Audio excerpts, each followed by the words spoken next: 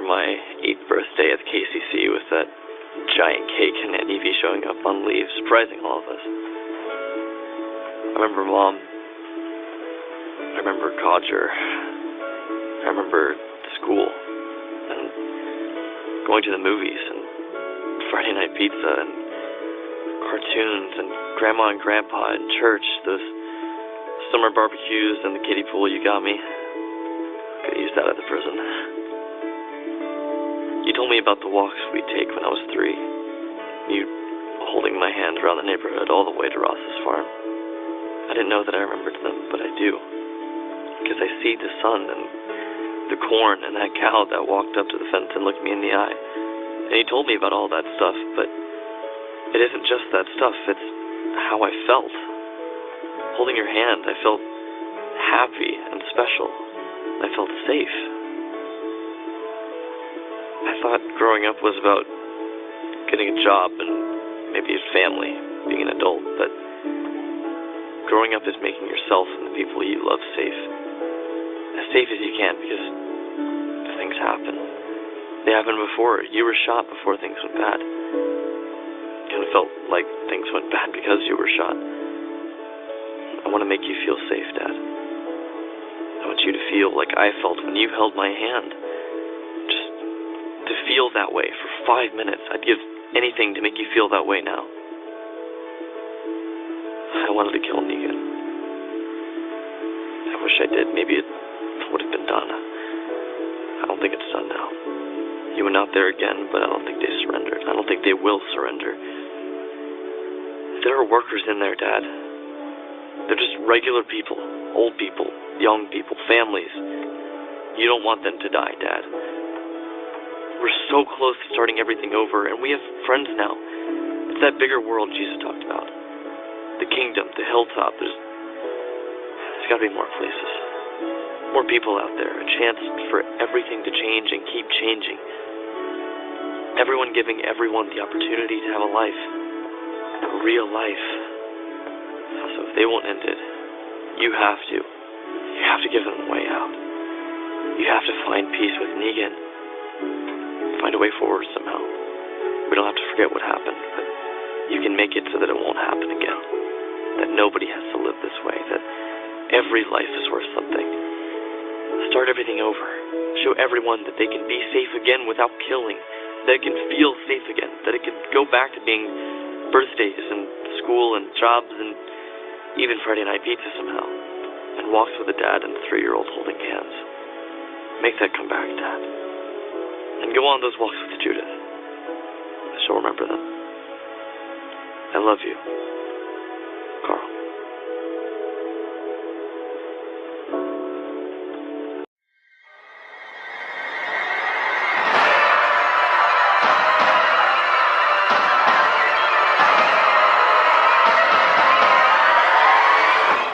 Hello, and thank you for calling Squawking Dead, the podcast that breaks down AMC's tour de force cash cow series, The Walking Dead. En español, diga número 2. To listen to Carol complain about Negan, then eventually go full #Team Negan, press pound. To listen to Dave wax philosophical on a point that literally nobody could have ever thought of, only to end on a corny joke that only he himself laughs at, also press pound. If you're expecting a better intro, and would rather us start over again, hang up and call again next week, when Squawking Dead takes on the Season 8 finale of The Walking Dead and the Season 4 premiere of Fear the Walking Dead. If you're still on the line, please hold for the most ornery of operators, the intellectual philosopher that oozes customer service, and the supervisor that will definitely beat the man to be the man even though she's a woman, Carol. You get creative and creative every week. Every week.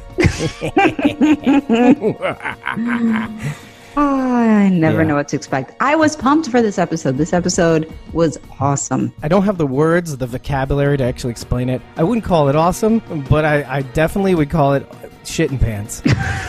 It was so funny because a lot of time I don't get a chance to see the episode when it airs exactly. Sometimes I have to watch it like an hour later when they repeat it or watch it on DVR because #MomLife. And Darn. And yeah, it was funny because, I was texting you and I was like, so how is it? And you were like, I don't know if you're going to be Team Negan after this. And then I watched it and I think I texted you back. I was like, still Negan, still Team Negan. And I was like, and then I was arguing with you for some reason. Like, as if I could change your mind. I'm like, nope. Because that's not the point of this show. We're not in it to change people's minds or each other's minds. We're just here to just crush things, just crash. Yeah, wax philosophical about this. I crash your point. That's how we do. Yeah, exactly. I enjoyed it. I mean, I agree. Like, I mean, it's not a perfect episode, and there are things that I take issue with in terms of like, I don't know how much that makes sense. But overall, there was a lot more that I liked than I disliked. So. I think I would agree with that. There's definitely a lot of confrontation. Yes. I don't know about resolution, but... Right, exactly. I don't know necessarily about resolution, and it makes me concerned going into the season finale because I feel like we have quite a bit of loose ends to tie up. And I mean, I think we all know what Abraham said about loose ends. No, tell us about loose ends. You just wanted to say what did Abraham... Yeah, of course I do. Abraham loved to say that loose ends make his ass itch. Thank you. Well, you wanted me to say it? No, you're going to say it. Yeah, I did. I was the one who brought it up. Exactly. But there are a lot of loose ends, and so that was our number one concern going in. Or we're like near the end. We're like, okay, wait. We're very much near the end, and it's not going to be like one of those extended 90-minute episodes. It's going to be, from my understanding, like maybe a little over an hour, like maybe 75 minutes or something, I think, because I think Fear comes on at 10:15 or something along those lines. I'm not sure. Oh. But it's not much. Like, I mean, it's going to be pretty darn close to an hour episode. So... Or like a normal hour, minus the commercials. Right. But there's a lot that still needs to kind of get wrapped up. So I really don't want to be going into the summer and waiting 6 months for season 9 and not knowing necessarily. Like, I don't expect to know everything. I mean, yeah, they can tease certain things for season 9, but we got to come to some sort of resolution. Well, it's not even that. Let's just put it this way. I'm not concerned that they'll come to a resolution because I know that they will. Okay. My only concern is that when they do, we'll feel satisfied enough with it. True. With the way they wrapped it up. True. Basically. Yeah. If their resolution meets our satisfaction. Right. Which is, again, this is something that we've been concerned about, like episode 12, 13 forward. Hence the 13.1 update. Like, what are we going to do? What's going on? How's this going to end? Is this, considering they killed off Carl, like, how are we going to expect Negan to end? Or what happened with Simon back in... 2 episodes ago, right. Yeah, about a couple episodes ago. In the comic, that battle happens with Negan, and it's pretty much the end of the war. Oh, really? The Hilltop battle. Isn't this the very episode you mentioned you were outraged that Jesus wasn't fighting Negan? I was very outrageous about it because Jesus plays such a huge role in the comic, and I feel like Jesus has been kind of an afterthought on the show. I mean, really, can you recall the last time you've seen him? Well, we saw him, but it's just not any way meaningful, right? No, it's fleeting. It's very fleeting. And even how do you necessarily redeem either character necessarily? I mean, Rick and Negan, right? Yeah, because I mean, you've seen Rick do some pretty brutal things just like an episode or so ago. So, I mean, okay, I read Carl's letter, so now I'm full of mercy and forgiveness. Like, that to me just doesn't make any sense, especially because Carl told you that on his deathbed. It's not like Carl's letter was filled with something that was like, mind-blowing that you didn't already know. I mean, you already knew his stance and how he felt about things, and you basically just kind of flipped it off and kind of, went on a rampage. Because in my mind, Negan's living. I don't think that they're killing him off. Right, no, I don't think so either. So how do you get the Rick that was in full kill mode to have a confrontation with Negan and decide, you know what, I'm not going to do that? Like, how do you get from point A to point B? Right. Our number one concern. Well, actually, our number 2 concern, believably. Right. So, 2 things, actually. One is, if it wasn't for the previous episode, 14, I would say Carl's letter wouldn't have meant much, right? But there's another thing about that, and this is not even the second thing yet. I think this episode purposefully did not have any Rick scenes or Rick dialogue. True. Yeah, I agree. To cool you off a little bit. especially when you had that scene with Maggie, Michonne, and Rick with the map, they said, what are we going to do? And that was it. And then they just moved on. So I think they're giving us a little bit of a palate cleanser in order for the next episode to kind of make more sense or to kind of unfold in a way where we can actually buy it. I hope. Right. Obviously, I don't know. Right, but that's my hope also. I don't know. I don't know if the episode was made to like try and vilify Negan, but I say try. Oh, for sure. Try. In my opinion. Right, yeah. Unsuccessful with you. Unsuccessfully. And with many people, because honestly, like I feel that this episode basically further exemplified why Negan is the leader. I mean, and I can go with that. Yeah, that's basically what he is. He is a good leader, right? When I was watching the episode, I was just basically watching it, just sort of like, yeah, that's pretty badass. Yeah, you know, like, and I mean, yeah. So. That is not getting edited right there. It's like I see your point though. In an overwhelming amount of ways, Negan shows exemplary leadership skills, especially considering the predicament the world is in. Right? Yes, and he had a coup on his hands. I mean, you have somebody who's a leader, and you've got an uprising going on. Exactly. That's the point I was going to make next. That's exactly right. You have an uprising going on within your ranks. You have your right-hand man that's basically gone rogue. All your lieutenants are basically gone rogue. One of them is like selling you out. Yeah. You've got like one of them selling your secrets out to the enemy. Yep. You've got the other one who is, basically going rogue and basically flipping off like your directions and doing what they see fit. Right. I mean, you got to get it under control. And right. You did. Right. Because I mean, what else are you going to do? Like, you can't just let like the inmates run the asylum. And I do like the way he handled Simon, because a lot of people were like, oh, well, he could have just hit him with Lucille when they were in the conference room or whatever. I'm like, well, no, that would have been far too easy. You know, and he gave him an opportunity there. And in Simon's mind, the guy just forgave you, and basically you're kind of thinking like, all the more reason for me to overthrow this dude because he's really a wuss. I definitely should be the one leading this place. Right. And we might as well get into this because what you have to understand about the way the shots were lined up, even before we get to the conference room on the boardroom table, you have the confrontation with Dwight. Negan basically establishes a marker. In stage talk, the marker is basically where people stand on the stage.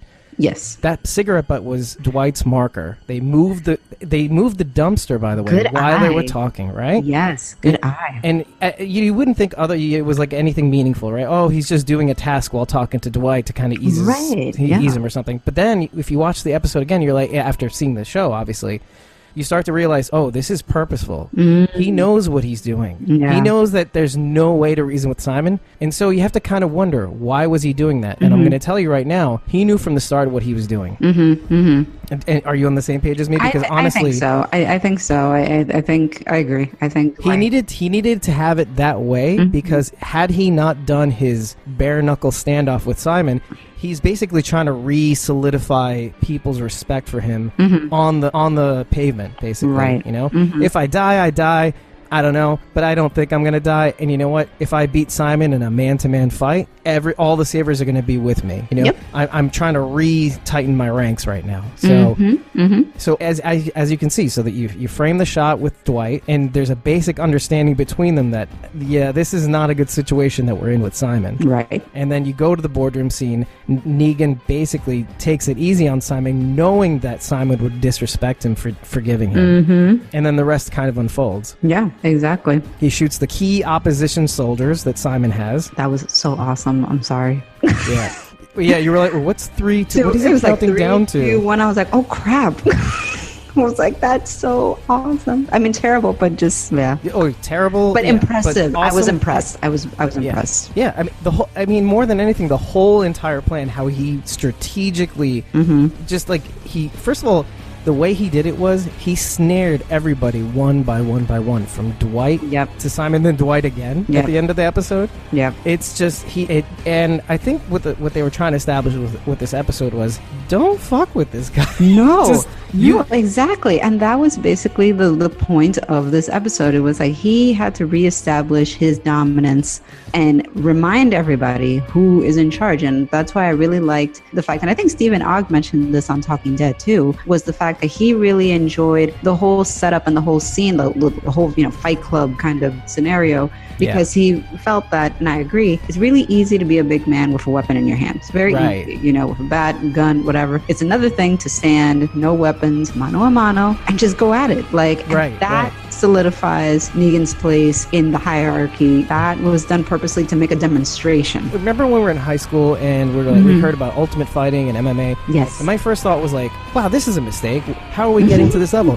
How are we getting to this level? 10 years later, when I finally watched a tournament or something. Right. I'm sitting there and I'm watching this. And first of all, the fighters couldn't have more respect for each other. And yes. And second of all, I couldn't have more respect for them too. Yeah. The way they carry themselves, the way they actually fight, and that's what training. I'm saying. I respect a fight like that. Like what happened between Simon and Negan, I respect that far more. I mean, although I will say it's really funny that Simon got a sucker punch in. I think that's very much in character with Simon. And I think he purposefully maybe even let him get a few shots in too. I'm gonna miss Stephen Ogg. I'll say it. It's like I knew this was coming. Right? Simon was not surviving this season, and he was not going to survive this war. I wasn't sure out of whose hands it was gonna happen, but I knew it was gonna happen. I was kind of dreading that it would be Negan, by the way, in a way. Really? Yeah, you were hoping it would be like Jadis or like maybe the Oceanside or something. Jadis, Oceanside, exactly. Well, and hey, one more thing that came to light. He basically made it right at the very least with Jadis. And it was confirmed that Simon was the one responsible for the murder of the men and the boys at Oceanside, which is like what I've been calling it, because there is a code of ethics that Negan operates on. And I know I'm his biggest supporter and cheerleader, and I'm always not anymore, Carol. No ethics anymore. But it goes to what I was about to say about Negan in terms of leadership, though. It makes sense that he would make this move. Yes. I mean, even though he's absconding with his philosophy, which is a change, which is interesting. And I feel that that's coming strictly from the point of view that this man has had it. I mean, he was left out to die, basically, by his, lieutenants, you know? Right. I mean, he's got Rick gunning for him. He has the people who are supposed to be on his side selling him out and gunning for him. If you put any animal in a corner, they're going to snap and attack. And I think that, basically, they've kind of relegated him to this point. When he was in that house with Rick, chasing each other around or whatever, I mean, he even was trying to negotiate there. He's like, look, I'll take, instead of 50%, I'll take 25%. You guys can live like 75% kings, which I thought was hilarious, by the way. Which kind of goes against what you're just saying, though, because, I mean, in a way, he was kind of backed in a corner, and he still found a way to kind of charm or try to charm his way into, which I still had a problem with, but still. Right. I mean, it's still dude, it's still extortion, you know? Yeah. It just seems a little foolish. A guy is trying to, literally take you down, kill you, probably piss on your ashes, that sort of thing. And you're going to lowball offer. What's the point? You know what I mean? So, but anyway. Yeah. But it does kind of go against your point just a little bit. And I'm not saying that I call bullshit. No. I agree. I totally agree. I think that... But Negan doesn't do that, is what I'm saying. It's like Negan doesn't react like that. That's the one thing he has demonstrated throughout 2 seasons and change. I think that he's now at the point where he feels like, screw it, salt the earth, I'm just kind of over it. But at the same time, I feel like that's going to change too. They've kind of set these 2 men on a trajectory where they're both now just sort of like, I'm done with everything. All these people just need to go. I just don't know how you get to that point where they both walk out of this alive. Basically. These like agents of chaos, basically, almost. I mean, we've finally gotten Negan to a point where he is one, right? Which is a change. It's just a huge change in 2 seasons. And now you have these 2 opposing forces butting heads. Kind of a recipe for staging a final episode in a way that these characters are acting not irrationally, but differently than they would have normally. Right. I mean, Rick was a slow progression, but Negan, that was... over the course of, I think, 3 or 4 episodes where he's, not having the best of luck. I mean, the one thing that on Negan's side that has been a slightly faster progression than Rick's, but slightly slower than his own downfall is, his lieutenants have been picked off or compromised over the course of maybe 5 or 6 episodes, whereas but himself finally descending to the level of absconding with his philosophy, that was kind of almost all at once. Yeah. And it is believable. I'll say that much. I can believe it. And it does show for once that Negan is kind of human. You know what I mean? Yeah. He's willing to put aside his thing for revenge. And that was a big concern of mine when they first introduced him. So the question is really, though, is the way he's acting now by the end of this episode, the way he does in the comic, the wanting to genocide all these people at Hilltop, Is that attitude kind of finally, he does finally reach that point in the comic? No, because like I said, in the comic, that battle at the Hilltop where Simon was at the helm, that is the end of the war. In the comics, it's, there's no Simon, and Negan and Dwight are the ones who basically bring the troops over to the Hilltop for this final battle where they have the infected weapons, and the idea is that they figure that they won't even really have to kill them, because even with a wound, they'll turn and basically do the work for them, essentially. In the comic, Negan never finds out that Dwight was a double agent. Right? That's never something that's uncovered. It's known maybe like after the war. Well after, but not during the duration of it. Dwight's never found out. So he shoots Rick with an arrow in the side, kind of like the arrow that hit Tara. Right. So in Negan's mind, he thought that Rick was dead. But I think that when they come back the next day, dead, kind of see the aftermath. Yeah, because he figured like he got hit by an infected arrow, so he's going to turn. I think that they leave and they come back the next day to survey the damages and see that Rick is alive. Negan's like taken aback, and in the comics, Rick kind of appeals to Negan's better sense in terms of like, the idea of peace and then living together and blah, blah, blah. And it does convince Negan. But before Negan can really like come to a final conclusion of like, let's do that or whatever, it was all a ruse. And Rick takes out a knife and slices Negan's throat. And they get into a mano-to-mano last altercation where Negan, he's wounded, but he's not seriously wounded. He's wounded enough that he's losing blood, but he has enough energy before he passes out to break Rick's leg. And the war is over because both men are down. So in a way, there is a sort of diversion because... For sure. At the original comic Hilltop battle, that was the last confrontation. That was the last confrontation. The intended one, but that was it. And this seems like there's no conversation about making amends and trying to have peace. There may still be that knockdown, drag-out brawl, but... I think that there will still be that knockout, drag-out brawl. Hence that flash forward, basically. A lot of the clips from this coming week's episode showed Jesus finally doing something. I think he was like, I'm sorry, I'm so bitter about that. No, I get it. I think he was like karate kicking somebody or whatever. Like, it looks like there's some combat going on. Right.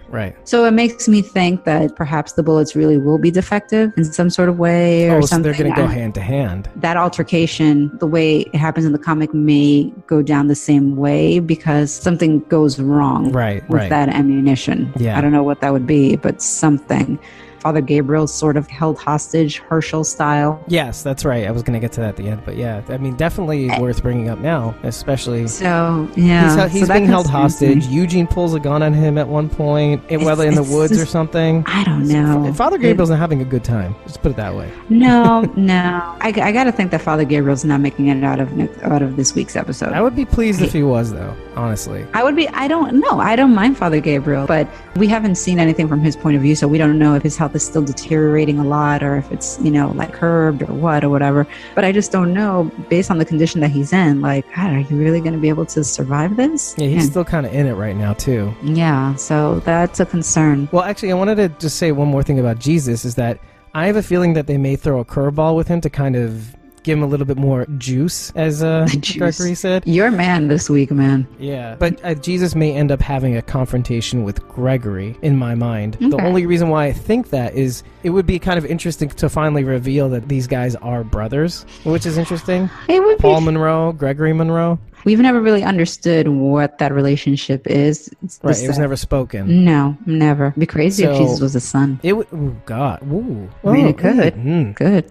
Wow. I do see Gregory as maybe being the older brother who kind of mocked his younger gay brother or something. That's what I'm saying. It's like, it would be... But yeah, that could be a good change, maybe. Yeah, sure. I don't know. And it would be a nice, interesting way of kind of having downplayed it for so long, like finally revealing it in the final analysis. It would be a good way of kind of saying, we still got your back, comics readers. You know? Yeah. After kind of screwing you several times in the last 2 seasons, basically. God. I don't know. But I kind of like the way they've been doing it, though. To know exactly what's coming, or even if they make small changes, right? Mm-hmm. You'll still know what's coming, and then you'll have the classic line of, the book was better, that sort of thing. Yeah, of course. And so why bother, you know? Right. Throw a couple curveballs. Throw the curveballs. Reformat the show a little bit. Yeah, absolutely. Yeah. I think it keeps things interesting. I'm interested. I don't know what's going to happen. I like the fact that they're kind of throwing a curveball in it because it makes me very curious to see, like, okay, how is this going to happen? How is is Morgan going to go from one show to the other? Is that helicopter going to come down and pick him up? Maybe. I don't know. Is Heath going to be flying the helicopter? Maybe. I don't know.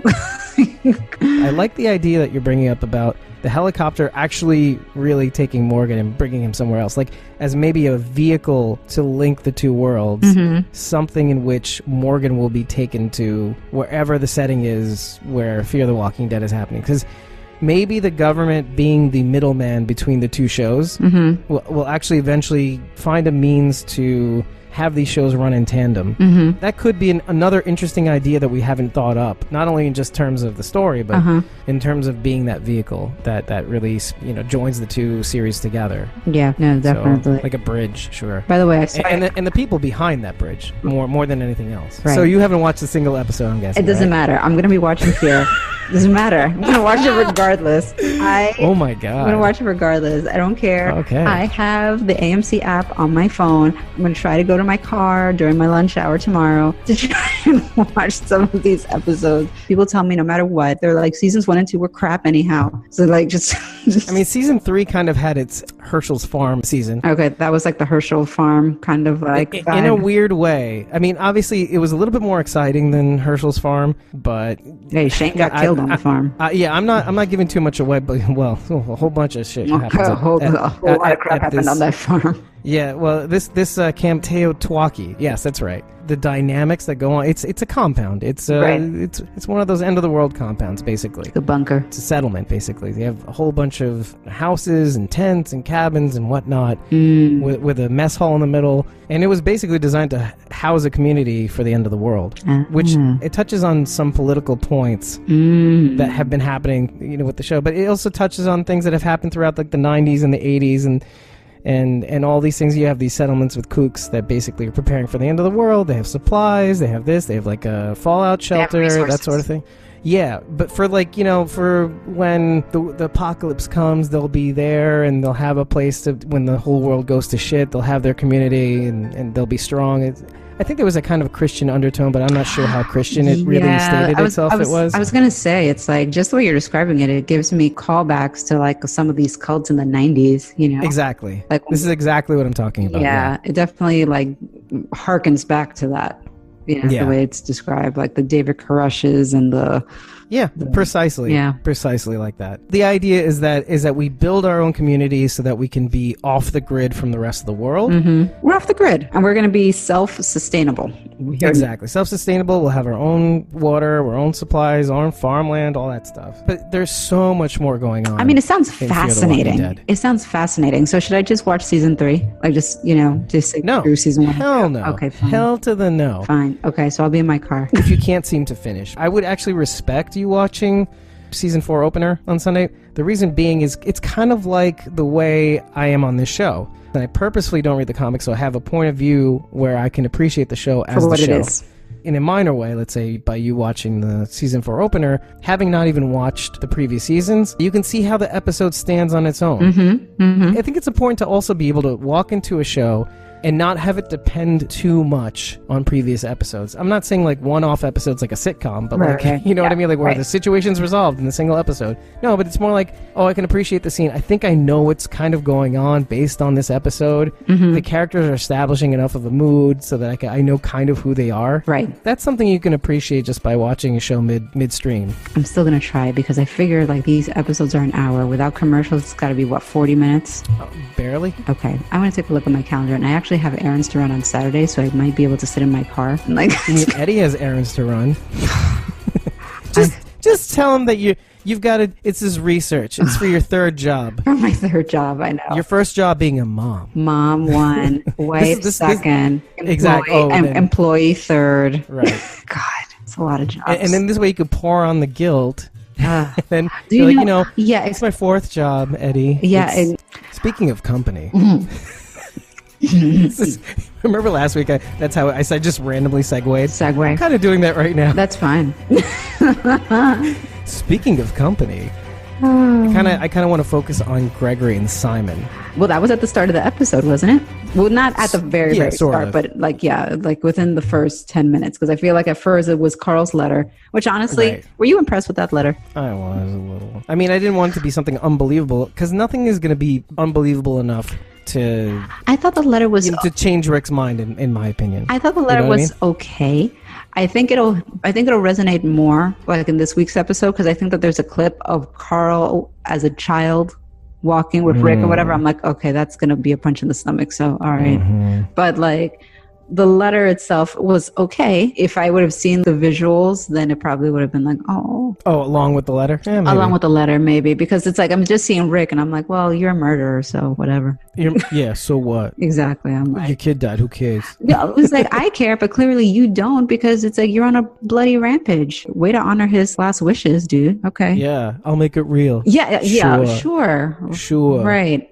Yeah. But yeah, I think it's important to kind of focus on this Gregory Simon scene because there's something to be said about that scene. And it's not about necessarily what happens, but the theme behind it. And that's the idea of, okay, I'm just going to say the idea of juice. Yeah. Like, what was all that about? I don't think I understood it. It's a weird thing. I think Gregory kind of just stumbles on it and just latches onto it. But there's value in what he's saying. Okay. And it's that he kind of weirdly gets how people work, much in the sense that Negan understands how people work. Yeah, I agree with that. I agree. I mean, now, specifically, it's in the realm of politics. You know, some people like, let's say, I'll say Negan, but you could even say enigmatic characters like Caesar, like Trotsky, Stalin to a certain extent. I mean, all these different people, these charismatic leaders, whether they're benevolent or tyrants or dictators, there's a quality to them that Negan has. Now, Gregory doesn't have that. What Gregory has is he's just this embodiment of politics. And there's a certain sense and quality of politics, let's just say, where if you do it right, you could move communities. Right. And I think that Gregory bringing this up highlights something that we will need after the war. True. We will need to have diplomats, people of political quality that can motivate people in a way that is not out of force. I agree. And as much as I detest Gregory in a way... Come on, you know you love him. I do. Okay, Xander Berkeley aside, the reason why I detest him is because he's a politician.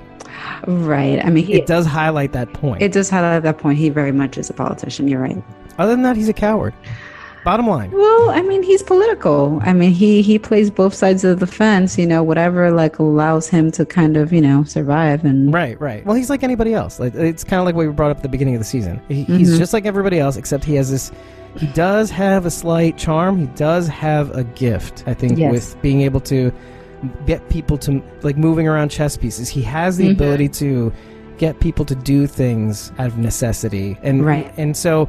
The reason why the scene I think is prescient is because, and the reason why I don't think he's done is that I think the coming world is going to need Gregory's in a way. Right. Even if he's not in the same position as he was before, I think he will be relied on for a little bit of counsel, especially if we're going to be dealing with the government. Yeah, no, I agree. Like he is a politician, and I mean, and this goes back to what Michonne and Carl have been. I still don't understand the juice line. Oh, that's what I mean by all of this. He is the juice that keeps the momentum flowing. Do you understand what I mean? All right. See, now with Simon and Gregory in the same room, you have Simon who leads by force. He's the leader. Yes. Now Simon does have somewhat of an optics problem because you can't just keep doing the same thing. Right. No, for sure. And expect people to continue following you without going, okay, this guy is...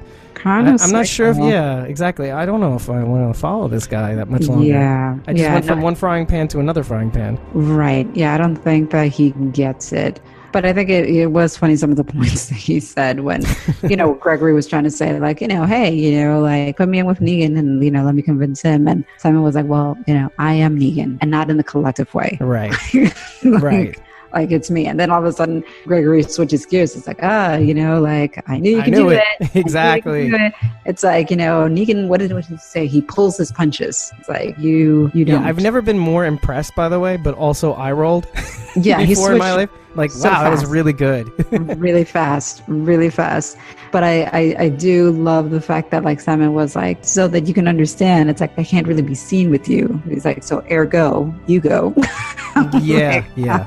I was like, that's good. But even though Simon is gone, I did like the way that scene shook out. Like, instead of ending Gregory. Yeah, he was like, can you make coffee? Yeah, that Gregory could make this homicidal maniac just flip around, Yep. He's like, we'll start there. He was a goner. That's why I'm so impressed. Like, I'm so impressed you turned this homicidal maniac around on something he would have definitely followed through on. Yeah. Oh, yeah. And I'll say one more line. The bare-knuckled nad mash. It's just something so perfect in terms of framing the idea of politics. Yeah. Yeah, that's politics for you. It was a good scene, though. Yeah. What better to maintain momentum than a fresh pot of coffee? Wouldn't you say? Every morning? Yeah, absolutely. I need that 100%. Yeah. 4 jobs. Grind those nads. Anyway. Yeah. And that's why I think there's a value to having Gregory around. And that nothing could make me happier to see Xander Berkeley in a couple more episodes at the very least. Yeah, he's got some time. Yeah. I don't think he's going anywhere. I seriously thought he was a goner in that scene, though. Did you? I was literally commenting on his Instagram, hey, I'm really kind of worried right now that this is the last we're going to see from me. By the way, this is Dave, even though I'm commenting you from your biggest fan. From the Squawking Dead account. Well, I tried to keep it a little cool. I know, you do. No, you do. Like, I know, that's the thing. It's like, I don't even try to say anything to, like, Jeffrey Dean Morgan because I'm just going to fangirl out and I don't want to do that. But yeah, I think I'm kind of in the same boat. I mean, also, what's left to say? There's like enough said quality to him, like I just like it and move on. Like, you say it all, buddy. Yeah. No, that's the thing. I never thought at any point that something was happening to Gregory. I don't know why. I just kind of figured like he is. Yeah, I don't know. Okay. I didn't have... you weren't worried about him in that scene? No, I didn't suspect that Simon was going to do anything to him. For some reason, I don't know. Like, I just kind of... In my mind, Gregory's safe for now. He's going to make it out and continue, being his little political self. For now, right? Yeah, at least that was just my take on it. So that's interesting. Okay, but with Simon, I've known that it's coming. Like with Simon, it was like, okay, well, this is definitely happening. Yeah, I don't know when. We both knew that. Yeah. Yeah. How about this? It was nice to see one final scene with the Og couple. I know. That was really sweet. I'm glad that they had that. They're actually really good friends, I think. Yeah. Well, we mentioned that how they. And by the way, you were right about that. How they were living together at one point. Yeah, I remember hearing on the radio how they had these artsy kind of projects that they were working on, side things. Right. And basically he confirmed it by saying busted. I know. Oh my God. I fangirled over that. That was like the first comment that I actually posted in my own Instagram cover stories. Yes. Because I was kind of like, can a man gush? That is significant. You very well can gush. I would gush all over. Yeah, we could go out. Okay. No, it's that is not getting edited out. I agree. That is a big deal. I mean, please. Yeah, of course. I mean, if I left a comment on like Denai Guerrera's Instagram and she like responded, I would be like, holy crap. I mean, you have my full permission to call, text, send a voicemail, send a flare. Don't shoot at my house, but I just moved in. But yeah, I'm so excited! I'm gonna just shoot flares at your house. I know. I would. So exciting. But yes, Gregory. I don't know. In my mind, he was safe. Very impressed with your analysis on that because I was. You were concerned. I had to text him to let him know I was worried for him. I don't know for some reason. For Xander Berkeley. Gregory just for some reason Gregory's one of these people that to me strikes me as a survivor, but in a way that is obviously not in a respectful way. Nobody respects Gregory. Right. However, he does what he has to do in order to survive, even if it means being a sniveling, cowering person. Yeah. Like he doesn't care. He has no shame. Exactly. And that's led him to this point where he is still alive. I feel like he's finding deeper levels of which he could, like, because I mean this scene is very out of character in a way. He is literally facing down his own possible demise. I was a little concerned there when that was going on. I was like, oh God, well, something's going to happen. Simon's not going to let him just talk to him like that. And it did. Yeah, I mean, he put him in his place, but all right, we'll start with a coffee boy. You know? He has the best shit-eating grin. It's Xander Berkeley, perfect. Yeah, Xander Berkeley. it's a compliment to his acting skills, to be honest. Can't do it better. Yeah. Okay, so then we moved on to Oceanside, in which, all right, but snooze. Is that what you're trying to say? Snooze. I don't care, but okay. I don't either. In a way, I don't either. Care. I don't. I know it will likely come into play. Yeah. From like a plot perspective, like okay, Aaron's going over there. He's trying to convince him. But here's the thing. To me, it just felt so overdramatic. Aaron more specifically. Yeah, like I'm wasting away. I'm starving. Oh, I'm going to kill this walker and I'm going to pass out on like the leaves, dirty leaves on the ground and all this stuff. And the ladies are just going to be like, well, we told you we're not going to help. So. Well, he's like literally martyring himself. Just exactly. to kind of prove a point, like hunger striking. Yeah, I have no patience for that. So I mean, I'm not saying boo, but no, I'm not saying boo, but like in terms of like when I was watching it, I was kind of like, okay, can we get through this so we can get back to the sanctuary?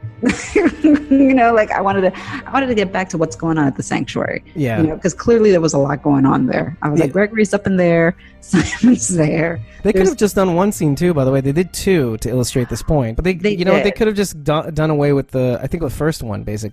Yeah, it just was kind of like they could have had one scene and it would have sufficed, and that would have been fine. And we would have gotten the point that like, okay, Aaron's out there, he's working hard to try and convince these ladies to come to their side. With the silent protest, yeah, exactly. Yep, that's all we needed to know. I'm like, we don't need to keep going back to it. Unnecessary. Right. So, but I think Bob Kirkman's plan to desensitize us and make us not watch the show anymore, it's finally starting to affect us. Oh my God. Like, we just don't care about these heavy goddamn scenes anymore. I mean, there's only so much punishment we can take, by the way, before we're like, okay, snooze, move on. Yeah, I'm like, okay, fine. 30 seconds ahead with my DVR. Like, yeah, exactly. I'm like, okay, pass Oceanside. Okay, all right, Eugene. Okay. Where's that TiVo noise? Bloop, bloop, bloop, bloop. I know. Does TiVo still exist? Okay, I just dated myself. No, but does TiVo? I remember TiVo. I mean, we're the same age, so yes, I recall TiVo. I was trying to save you, huh? But yeah, I don't think they do necessarily anymore. I think they might have just sold their patent or something. And they probably sold it because now everything is DVR. Like the cable companies each have their own respective sound. Yes. Yeah. Not even sound. It's all quiet even. Now. It's like it's a shame. That sound was something. Yeah, right? I don't know. I miss the little things in life, Carol. Don't even get me started. I was going to send you a message today because I had to go to the eye doctor and get my eyes dilated. I was like, God. And I told my sister, and she was like, did they give you those old lady visors when you left? Because like the sunlight. I was like, yeah, they did. Did you take a selfie? No. Are you shitting me? I didn't think about these things. That would have gone on my next stories. I mean, I couldn't even see the type on my phone. Like I couldn't I could see general things. Like a walker. You were a walker. Oh my God. But it's like, but a phone, I mean, Eddie texted me from like the airport and I couldn't even respond because I was like, I don't know any of this. I don't see any of it. I mean, which is fine because I mean, he was just giving me information. It's not like I had to go pick up anybody, but still I was like, I can't read anything. I was always wondering if walkers can basically only see light and general objects. Ooh. You kind of answered that question for me now. Okay, there is enough in the field of view for a walker to be able to do something with that. Yeah, I mean, like with me, it's like it's compared to a walker. I know. You're welcome. Yeah, exactly. Internet. So in my experience, having my pupils dilated, it was what we think a walker experience would be. I mean, I could see, but I could not focus. And then as my vision started to improve, everything still looked like it had a halo effect. Like everything was in a sort of dream-like Carl's vision of the future kind of look. like having dirty glasses and looking at a street light. Sure. Sure, why not? There you go. Yeah. Oh, so that was my day today because, we're getting old, 40s, 40, it is what it is. So I hear you. I really hear you. Yeah. Oh boy. Mm-hmm. I keep forgetting. I think we're the same age too, by the way. Are you 40? I'm 38. I just turned 39. Okay. I just round up to 40. Let's get this shit over with.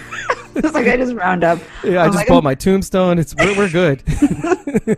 I do. Like some women are like, no, I'm 30. I have a friend who like put her age on or her birthday was up, and I think that she mentioned something that she was like 35 or 34, and I was like, like I don't think that's true, but Oh, meaning she lied. Right. And I don't feel that. I don't care. Like, I don't care enough to lie. I'm like, whatever. It is what it is. Yeah, we no. watch a show where people living in the apocalypse do not care about hygiene. No. I'm not going to lie about my age. That brings me to a really bad segue. Hold on, segues.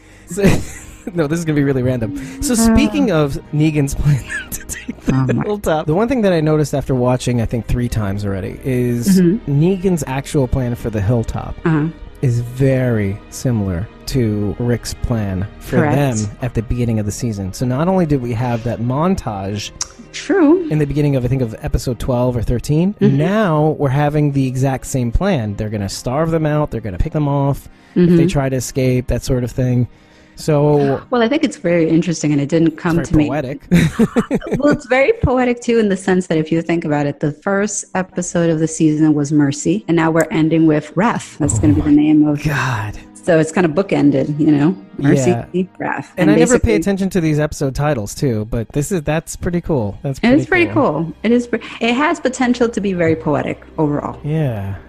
I mean, it might end up going down the same way. It seems like they get out of the Hilltop, right? Maybe on purpose, maybe not. Maybe they were supposed to go back to Hilltop after they ventured out and all that, but.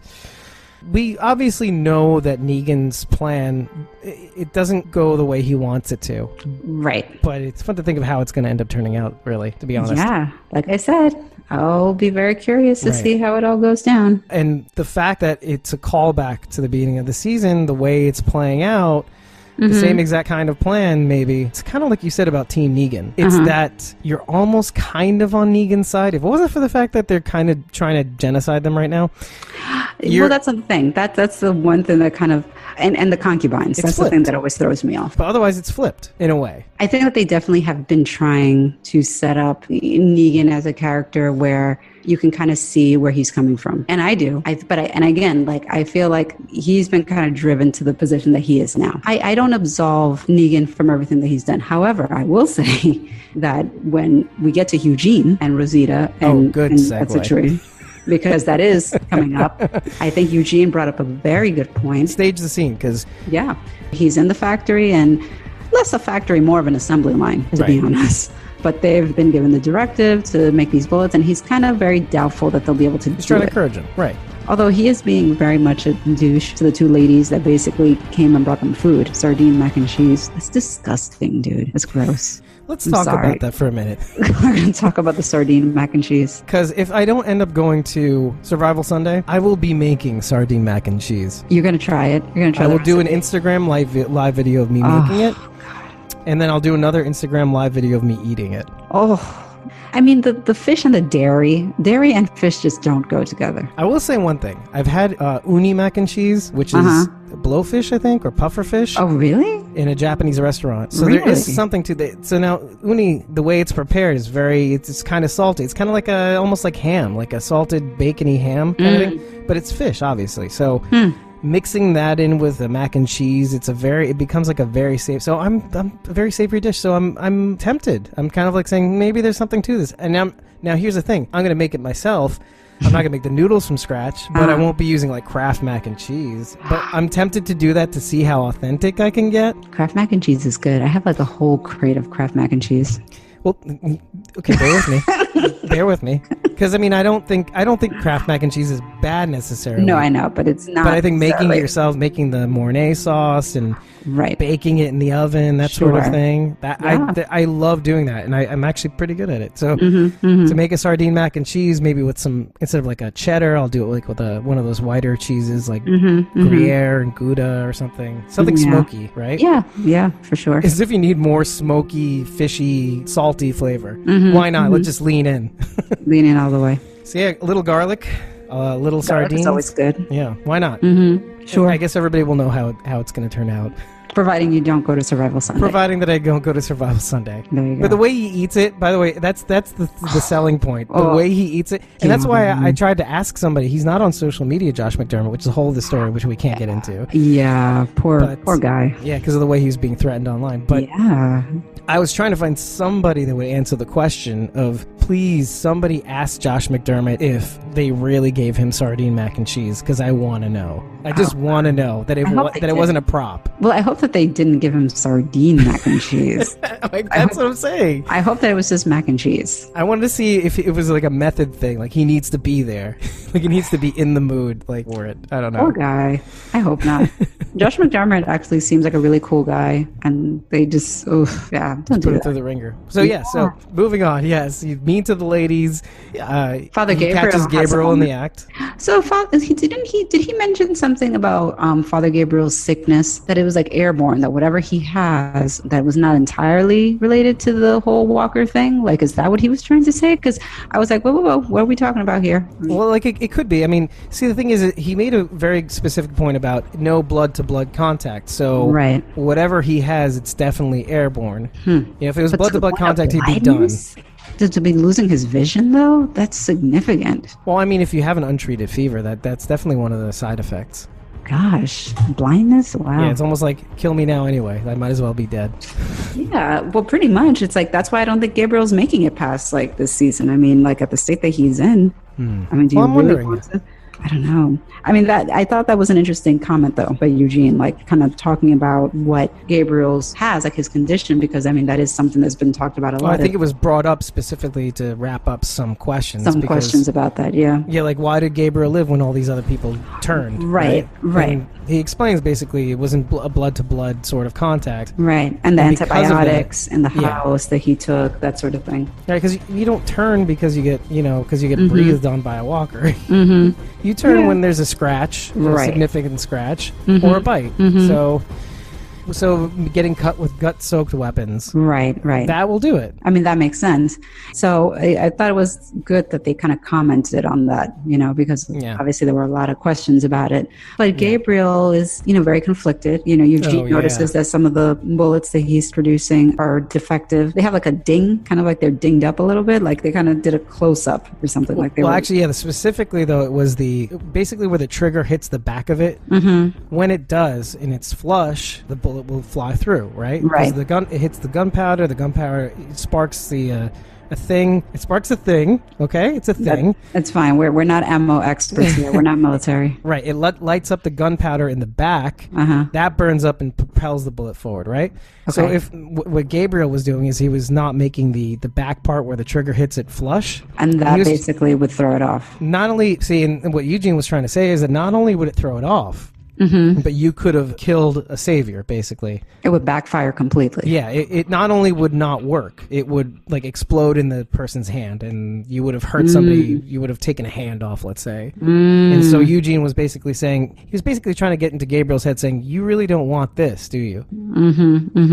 You're not that kind of person, are you? Right. And so I thought that was clever. I don't know if I don't know my guns. I don't know my bullets. No, me neither. But I'll take Eugene's word for it in light of my lack of knowledge. Sounded convincing to me. What I was more interested in is just, Gabriel just going through this, conflict and bringing up about locking the parishioners out, back when he was introduced. And he's still looking for his purpose. Yeah, well, he's in the same position now that all the other people were in, Carol and Rick and Morgan. Well, Morgan's kind of still there. Rick looks like he may be coming out of it a little.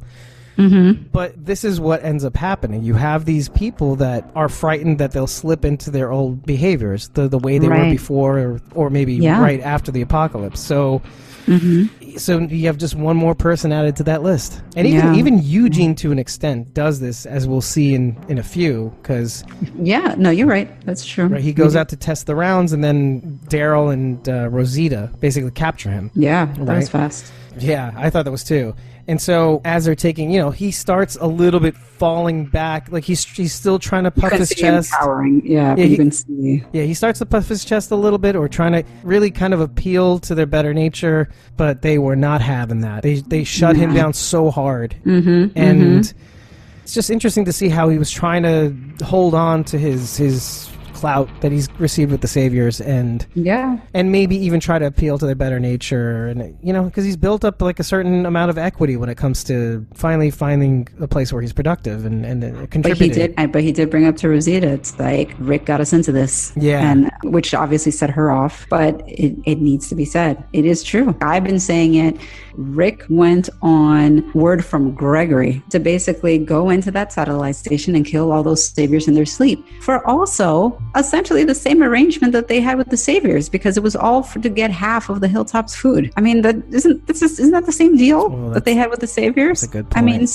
so basically it was extortion on Rick's part too. Well, I think it was more like a half and half sort of thing. Like, we'll give you this and you'll give us that by the end of it. I think they were trying to establish commerce, like a kind of trade system. Still murder for hire. Well, let's be fair though, because I think Gregory tried his best to dissuade Rick to not do that at first. Basically almost like to the point where he was shrugging him off. And then I think it's fair to say that I think in Gregory's mind, could this be the guy? Could this, because he's obviously shown that he's capable. So maybe he could be the guy. He killed one of his guys flat out. Oh yeah, right from the beginning, the Hilltop guys. Oh yeah, I remember that. So why not? Why not Rick? Right? So yeah. Eugene gets captured, but manages to get away. Right. He sees his opportunity. He vomits some sardine mac. Were you expecting that when they were showing his fingers? Because they were like showing his, and I was trying to figure out, is he going to mimic a gun, like to kind of like make it seem like he has a weapon or something? But vomit is his superpower. Projectile vomit. That's his weapon. But that's very Eugene. Like Eugene is another one who has no shame. Right. I love that they did that. Are you kidding me? No, I do. Yeah. I do, because that's very in character, So it provided like the getaway or the distraction that he needed to get away. And here's the part where I'm sort of like, yeah, that's not necessarily totally believable. The hiding that he did in the ashes. Very Warner Brothers, let's just put it that way, Looney Tunes. Very Looney Tune-ish, yes. But also, you've got Rosita and Daryl. Daryl, who is like the best tracker, who can track like a raccoon because he sees a twig that's broken on the ground. Like Eugene is not a small woodland creature. He's a dude. And walking in that, you figure you'd see footprints or something. And it's a bit of a stretch, but I'll allow it. You can see that for that one moment, it looks as though Eugene left some footprints to kind of say, okay, he stepped off of these ashes, and then he must have backtracked and flew himself into the ashes. Okay. So I think there is a cleverness to it, because, look, the way they establish the actual setting is that it's urban. It's not like the woods where you can leave the scent, rustle branches, mud. True. So a couple of footsteps, and he probably shook off all the ashes, and so... But the real question is, are you kind of, in a way, impressed with Eugene?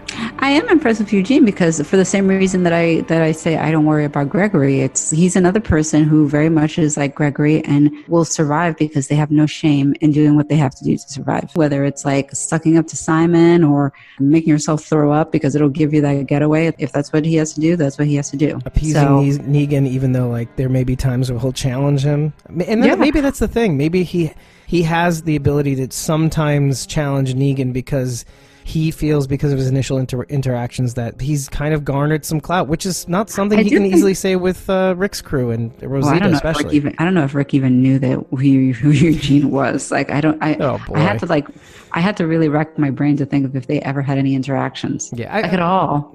You know what I mean? I think I've seen some, but I definitely see what you mean. The fact that you even have that instinct alone is something. Yeah, it's just like, did Rick and Eugene ever really talk at all? But meanwhile, it's like Negan, who's supposed to be the head of the Saviors, will speak to Eugene, will, listen to what he has to say. Negan understands the psychology of people. You give people some like responsibility, make them feel like they have some worth, some value, and they can go far with that. He knows how people work. He knows how people think. Well, furthermore, did he actually specifically say in that confessional with Gregory that he worked with children? I think you mentioned something about that. He did. Yeah, he did. He did mention that he worked with kids. Yeah, and here's why that's valuable, because I think post-apocalypse, in some way, we are talking about kids. They need guidance. The same tactics, basically, the same skills. You can apply the same tactics, and I think he does. Like, he worked with kids, which explains a lot of his affection towards Carl, affection towards Judith. His encouragement with certain people. Which is why I knew that he wasn't responsible for the murders at Oceanside, especially when that episode happened. I was like, there's no way that he would have gone in and just killed everybody over 10. That is not something that he would do whatsoever. Right. So I'm glad that that got addressed. I think Eugene has been kind kind of emboldened by this, his responsibility and his value and his worth. And he feels valued at the sanctuary, which is not something that he can say on Rick's side. And the way Rosita talks to him, why would he go back with them? They made it very clear that his skills will be valued in as much as we're going to put you in a cell and basically only let you out when we need you for something. Right. And that's basically it. So it's like, if that's what I'm going back to, no, I would rather go back to... I have a sense of pride, right? You can take pride in your work. Right. Clearly, he's showing that throughout this episode, too. Yeah. And he's milking it, too. Which, Eugene's will be Eugene's, right? Right. But he manages to get away, and he manages to get back where that other savior... Regina, tells him that Negan's back. They're going to need all these bullets by tomorrow. And he has this renowned sense of confidence of like, yep, he wants this. We're going to deliver. And, he basically repeats what Rosita says about let's do something with our pathetic lives. Yeah. What I wasn't sure about in that scene was that specific scene is like he starts picking up these bullets and he starts almost like it looks like he's hitting like something or whatever. So I'm like, is he dinging the bullets? Like what is, like, you know what I mean? Like I was that's what I wasn't sure. Like, and I'm obviously not an expert at anything like that. I don't know. Well, you have to remember he made the bullets initially anyway, if you remember, and which Rosita was able to use. So we know that they work. But I wasn't sure. Like, was he trying to like mess them up the way Father Gabriel did? Like, that's what I wasn't sure. Oh, I see. Because I'm just like, it looks like if you were to do that, you would ding them, But at the same time, I saw a clip from next week's that they've advertised, and it looks like they test out some of these bullets and they work. So then I guess he wasn't doing it. I don't know. So what you're trying to say is Eugene is sabotaging the bullets, but why would he do that? Why would he do that? Right. Especially with his renewed vigor. Right, exactly. I mean, just to see the look on Eugene's face when Rosita goes ham on him. Right. It's first of all, she turns around and he makes this face like I'm like that bitch, like that. Like it's like a grumpy, like angry face. Right. And it just tells me everything in the world of what he now feels in this situation, and that is, I'm not going down like this. In a way, I know I betrayed you, but I was trying to make something of my life. Maybe I think maybe in his own way, he was maybe trying to skirt a line between helping Negan and keeping them safe. I do think that he was, though. I don't think that he was like, I mean, obviously he looks out for self-preservation, of course. But when Negan came to Alexandria and Rosita took it upon herself to take a shot at Negan, it was Eugene who said, no, I made it. I made the bullet or whatever. I mean, he didn't know what was going to happen. I mean, Negan could have killed him right then and there. He could have brought him back to the sanctuary and tortured him and whatever, like with Daryl. That did not happen. But at the same time, it's like he took the fall for that. And he didn't want to make the bullet and accepted the consequences. He never wanted to make that bullet for Rosita in the first place, but she, again, basically kind of threw a fit and, made him do it. He did it. She took a shot at him and he took responsibility for it. So really, I think that he cares tremendously for her. Obviously, there's some self-preservation in there too. Sure, of course. I don't think that by nature Eugene is a malicious, evil person. I don't think that's the case. I think there has always been a part of him that has wanted to be more contributing. And his whole origin, or at least his introduction to the show, is pretending to have value. Right. And now he actually has value, and it's fulfilling. Yeah, he has value, and he's looked at as having value. It's weird. The interaction between him and Rosita is a lot like a ex-boyfriend who is trying to explain to his ex-girlfriend why he's in a better place. That awkward scene where it makes so much sense to him and he tries to explain it to the ex-girlfriend, but obviously from the ex-girlfriend's perspective, it's like, why the fuck are you telling me this? You're just pissing me off. Yeah. This has no bearing on what you did when we were together. Right. And how it went down, son.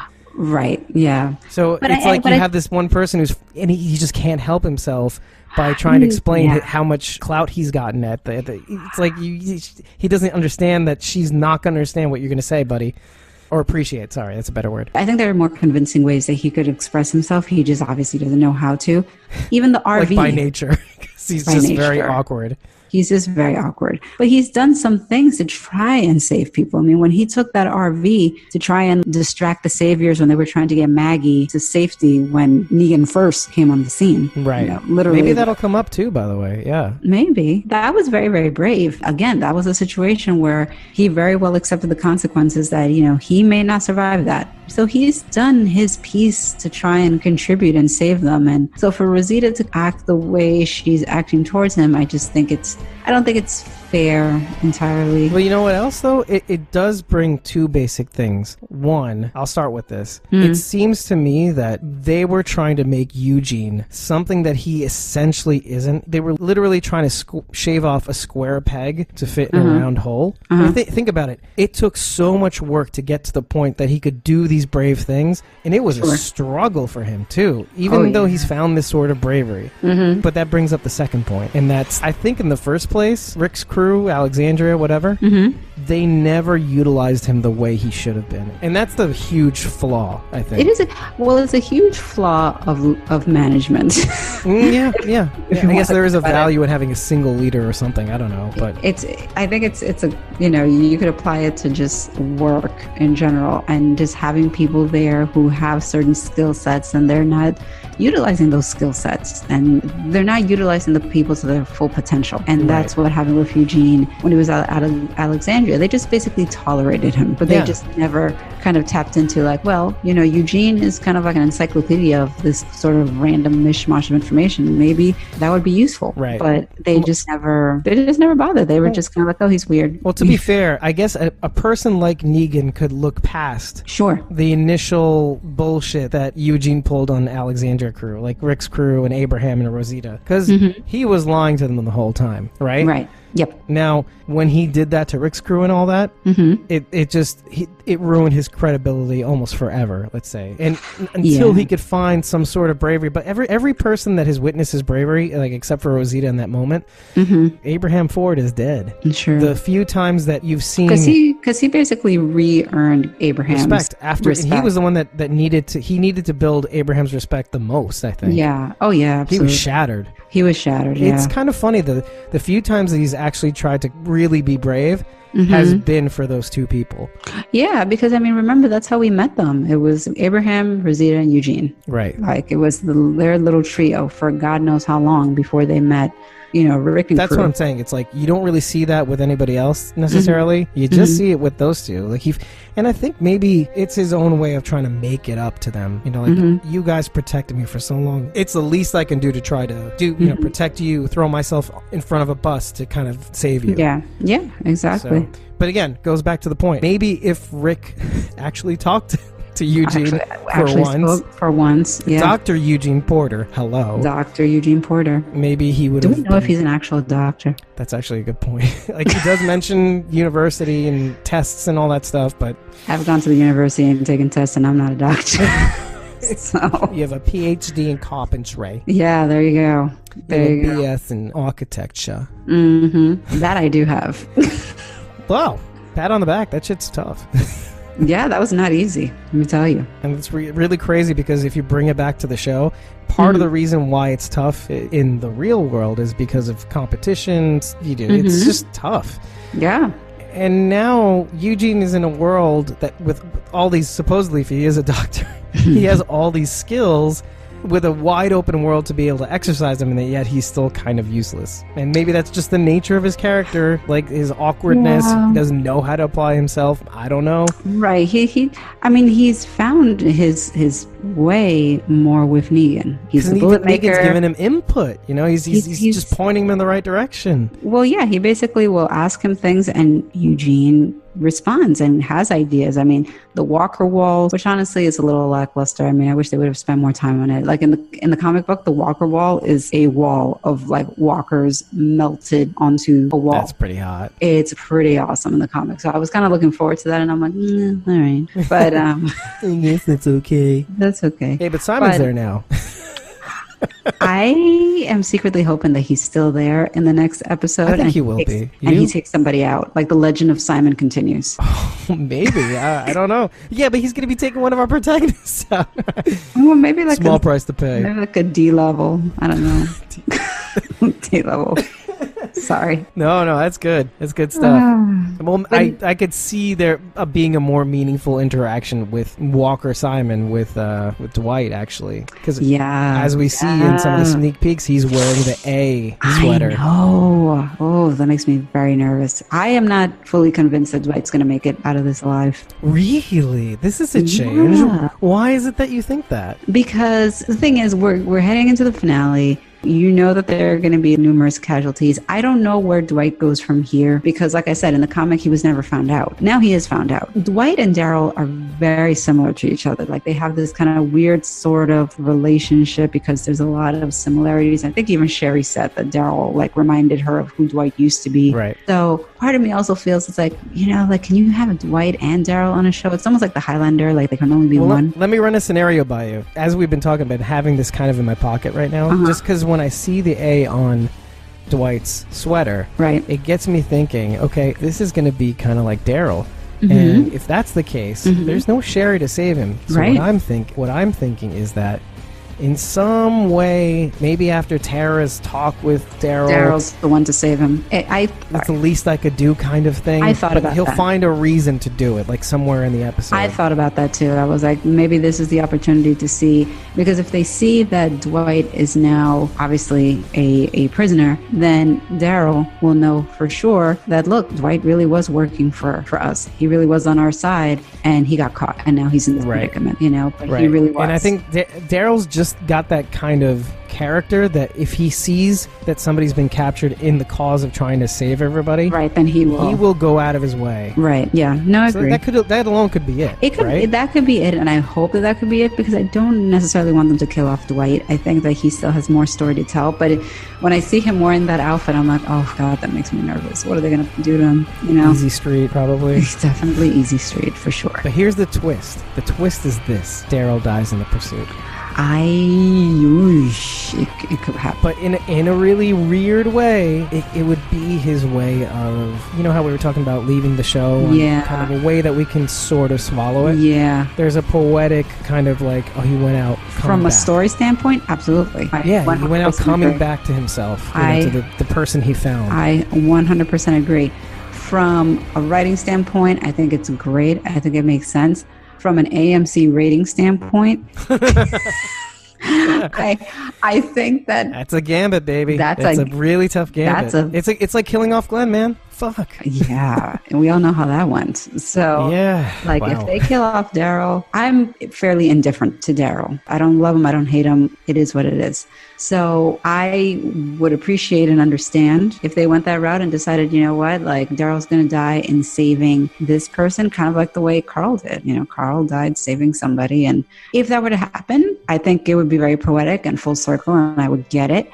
But, I mean, you know, people will lose their damn minds if something happened to Daryl. The uproar. Yeah, but the more we're talking about it, though, I'm not saying I'm convinced, because, look, it's the way the show is going to happen. It's the way it's going to happen, right? Yeah. But this show has not been shy of killing off people that we love. Like Dale, I just absolutely, I love the actor, but I also love the character. I did love the character of Dale. I did. That was disappointing. Yeah, I mean, they were dropping left and right in the beginning. They were, and so... Yeah. It was just enough time for you to actually appreciate their characters. Maybe not T-Dog as much. But, not as much T-Dog. But Dale hanging in there as long as he did. Yeah, Dale was a character that was memorable. Even to later seasons, like he was still brought up in terms of like... The RV fixing it. Yeah, exactly. It's still... You learned that from Dale, Glenn? Yeah, that's the thing. Herschel, there were some deaths that really were like, oof, that was a tough one. To me, Dale was a tough one, and Herschel was a tough one, obviously, for many people. So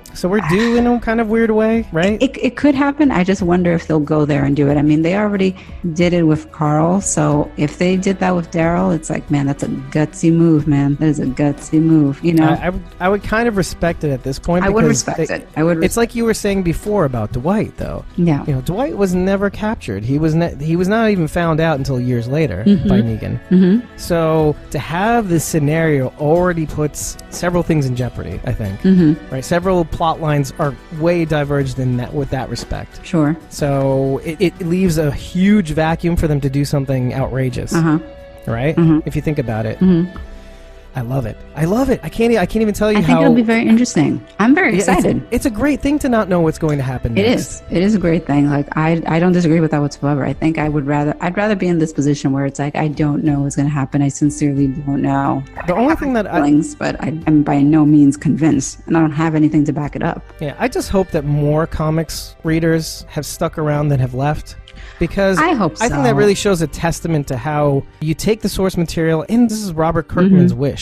He basically, it's almost as if AMC came up to him and said, look, we've been hearing that you've wanted to tweak The Walking Dead. You wrote this book, you wrote this series, you're still writing it, but at the same time, there's a part of you that wanted to go back and reformat a couple of things. Yeah, redo certain things, yeah. So we're giving you that chance because we read your comic, and I think with these characters, the way you've painted out these arcs and whatever, we can take that and we can bring it to a vision that's closer to maybe either what you intended or what you wish something you that's a little bit more, that you wish you would have, but something that is just a lot more grounded in reality. Yeah. With all the funny bits, sure. But there's going to be always those comic book readers that are just insufferable. Like, I mean, Philistines. I've heard all of them. I've heard them sometimes, and I'm so.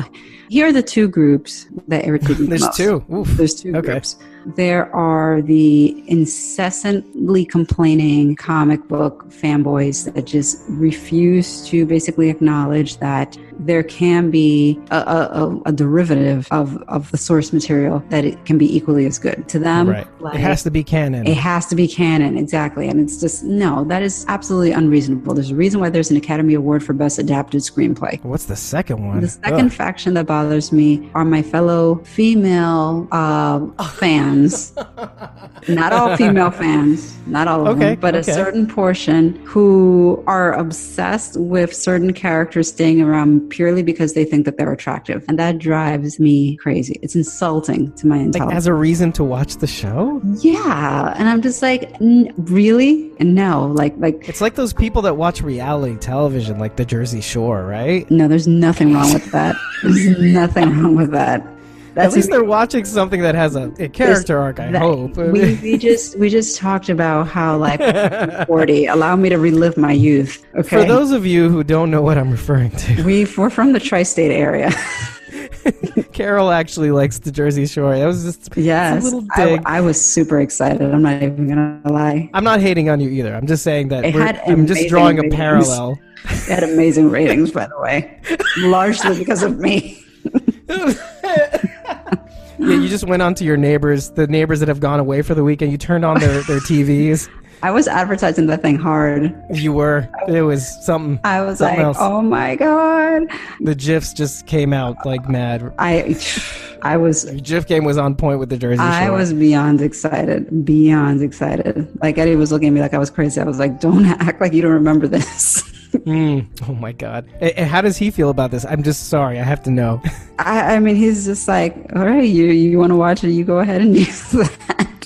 But I was like, you remember back in the day? Remember when we used to go to the Jersey Shore? Well, yeah, I remember that. I don't have to relive it through people whom oh God. I know. But the thing is, it's like when I watch the Jersey, you have to remember, I live in Miami now. So it's like, I've been away from New York for 2 years, almost 2 years. When I watch the Jersey Shore, it's like a warm blanket of love. Like, it's nostalgia. It's nostalgia. It is nostalgia. Like, I mean, where would you go to the beach? It's like, I mean, we weren't the kind of people who go to the Hamptons. We go to the Jersey Shore. My bachelorette party. Wildwood, you go to casino. My bachelorette party was at the Jersey Shore. I mean, that's just what you do. So when I see this, I'm like, oh, youth. That's all. Wow. But I will say the interesting thing, because my sister gave me a hard time as well about watching it. And and what I mentioned to her was that it is more interesting now, though, because you're watching it and they have aged, obviously, as all of us have. And it's kind of like a gimmick in a way. Times have changed. They're older. Right. Some are married with kids. And as much as they want it to be the same, it can't be the same. It's still fun. But I appreciate that, because I can't do what I used to do at 28, at 38. I can't. Like, it's not the same anymore. And it doesn't mean that I don't want to have fun, but it's a different kind of fun. And so I appreciate the honesty in that, Or like the attempt at trying to have this kind of fun, but you really just can't. But really, realizing that, man, I can't really have a good time because I'm worried how my kids are doing at home. I haven't been away from them before. Stuff like that. Well, that's what I mean about the gimmick. Like the draw to the show is this quality where they have age and you're trying to put them in a situation where they would do the same things again, but it turns out different. But you know what it is? Is like some of those things are going to be the same. No, it is some. I was going to say, it's like, but there are those that are just still like, hey, whatever, like this is my opportunity to break out and have some fun because I'm usually at home taking care of 2 kids. So woohoo! Oh, you're identifying. Yeah. Ooh. No, I'd be the one that's like, I want to have fun, but man, what's going on at home? Did I do that? Oh, did I leave the stove on? I don't know. You know what I mean? It's like, it's hard to just Hold on, turn it Carol. off. Let me write this in my notes. Carol making a good case for the Jersey Shore. Just a random walking. Yes. Yeah. This is staying. I swear to you. I'm leaving this in. This is awesome. I'm standing by that statement. Jersey We're Shore, doing a awesome. Carol takedown right now. Awesome. Jersey Shore, 100%, 150%. I am Negan and I am Jersey Shore, 100. Whoa. 100%. Let's mix those two things together. Negan on the Jersey Shore. I could totally see that, dude. Totally. We need to reach out to people to make this happen. Just as like a skit. I could see, couldn't you see like the Negan character at the Jersey Shore? Bro, do you have any pasta? Yeah. What's up, bro?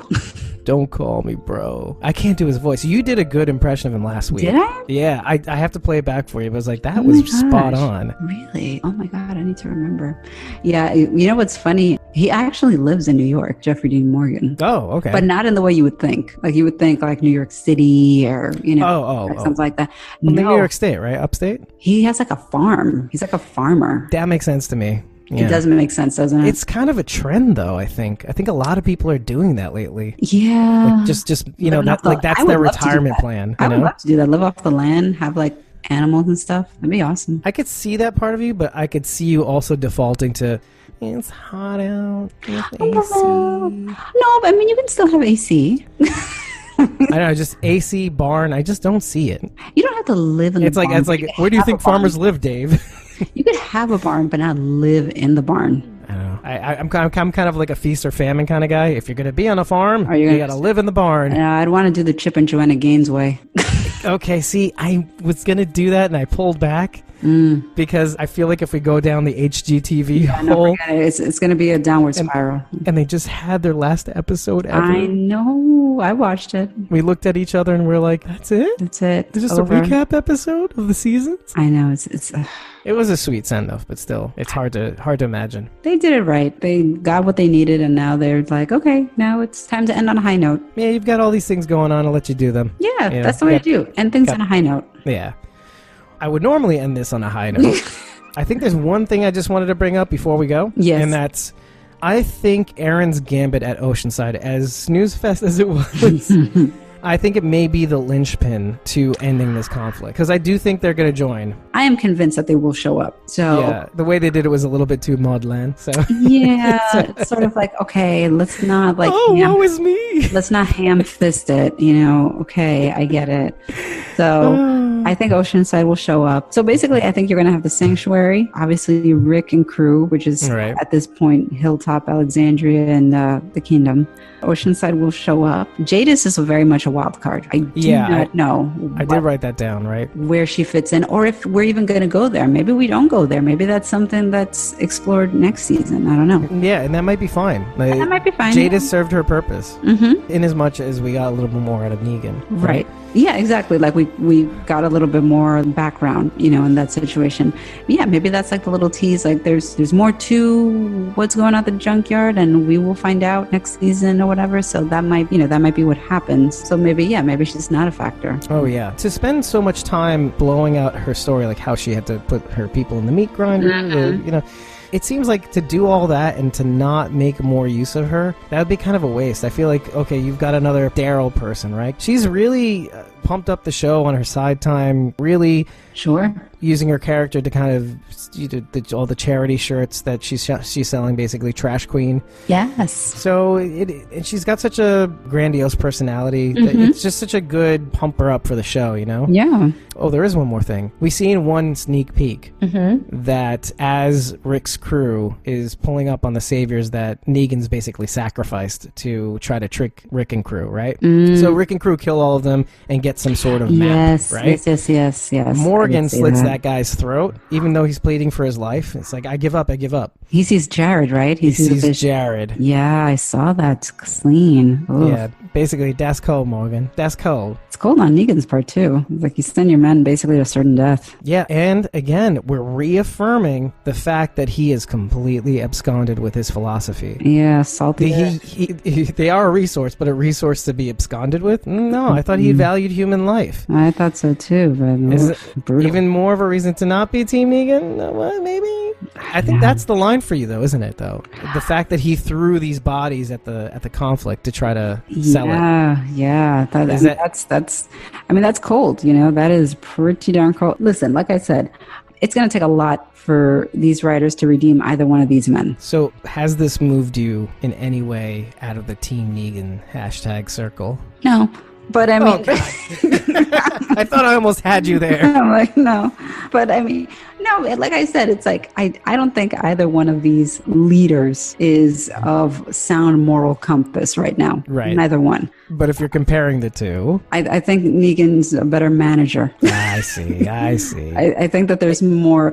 I think that, for lack of a better comparison or whatever, I think that Rick is acting very world. Emotionally and not necessarily. Negan's too now, though. To an extent, but I mean, it is part of his plan. I mean, like, I don't agree with sending these men into certain death for your master plan, but it's part of your master plan. Rick went running off into the woods with his murder jacket with Morgan to just kill these saviors. True. But what purpose did it serve to kill them? Nothing. There's no reason to have to go and murder all those men. Like, especially when they saved you. Like, what purpose did it serve? So that's true. That's true. I think that Rick is still very unhinged. Right. Or is unhinged or whatever. Whereas like Negan is very calculated in what he does. So if I'm to say who's the more effective leader, then I'm going to say like, I think this guy's got this more under control. It's like, all right, I'm going to go with this dude over here. But I will say one thing is that there is a concerted effort for Rick to pump the brakes at this point, finally. Like, at least not this episode, but because we don't see him really do anything.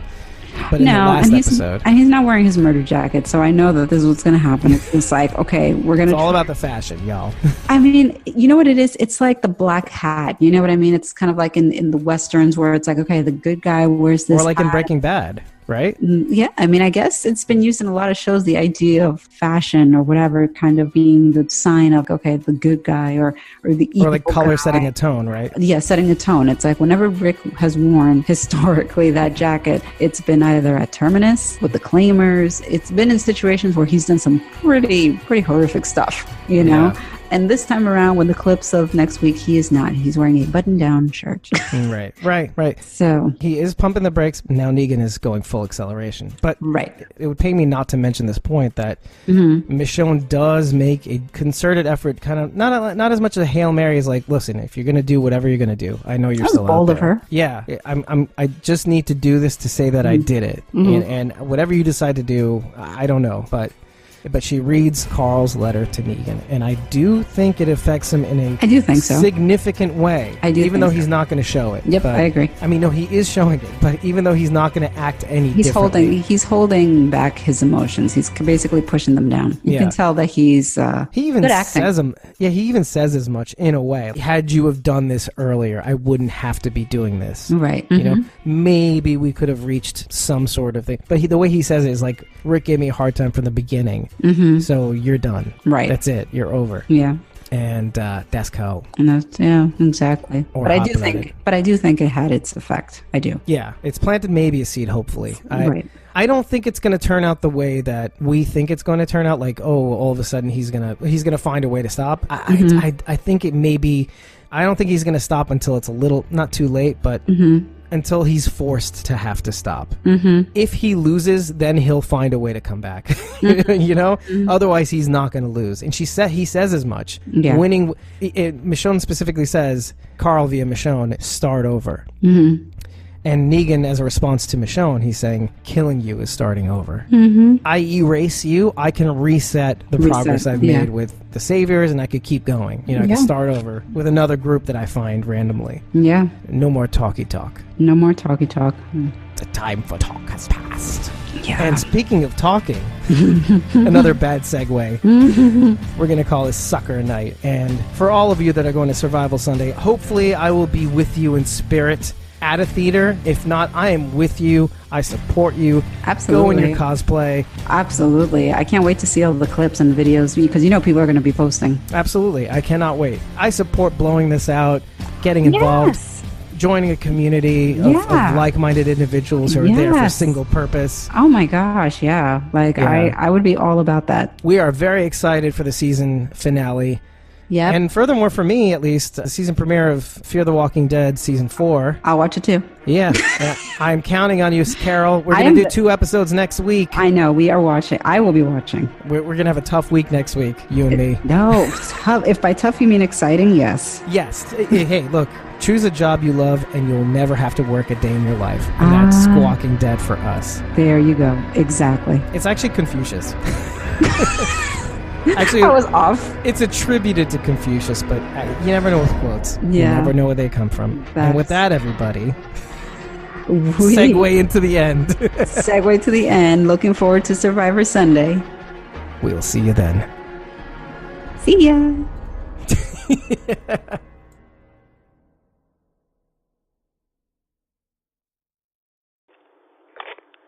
Negan, this is Carl. I was helping someone. I got bit. We didn't even have to be doing what we were doing. I was just helping someone, and now I'm gone. You might be gone. Maybe my dad made your people give you up and he killed you, but I don't think so. I think you're still around, and you're working on a way out. Maybe you got out. Maybe you think we're a lost cause and you just want to kill all of us. I think you have to be who you are. I just wonder if this is what you wanted. I wanted to ask you. I wish I could have. Maybe you'll beat us. And if you do, there'll just be someone else to fight. The way out is working together. It's forgiveness. It's believing that it doesn't have to be a fight anymore. Because it doesn't. I hope my dad offers you peace. I hope you take it. I hope everything can change. It did for me. Start over. You still can. Carl. All this, there is no getting out of it now. I wouldn't accept your surrender if you came to me on your knees. See, winning isn't about beating you. Winning is about killing every last one of you. That is starting over. I never wanted this. Rick made this happen. You tell him that.